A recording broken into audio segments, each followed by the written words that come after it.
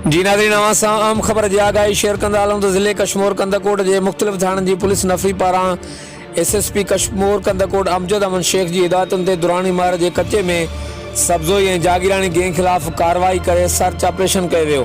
Police कार्रवाई दौरान police ऐं ॾोहारनि में जदीद हथियारनि सां फायरिंग सबबि इलाइक़े में ख़ौफ़ ऐं ॾाका वारी सूरत हाल आहे। ॿिए तरफ़ SSP कश्मीर पारां पुलिस मुक़ाबले में ॾोहारी टकर सब्ज़ोई साबू सब्ज़ोई समेत टिनि ॾोहारनि जी मारिजी वञण जी दावा पिणु कई वई आहे। पुलिस पारां ॾोहारनि जा लाश बि पंहिंजी तावील हेठि हुजण जी दावा पिणु कई वई आहे। हिन वक़्तु बि पुलिस ऐं ॾोहारनि में जदीद हथियारनि एयरक्राफ्ट गन राकेल लांचर ऐं ॿियनि हथियारनि सां फायरिंग जी ॾे वठि जारी आहे।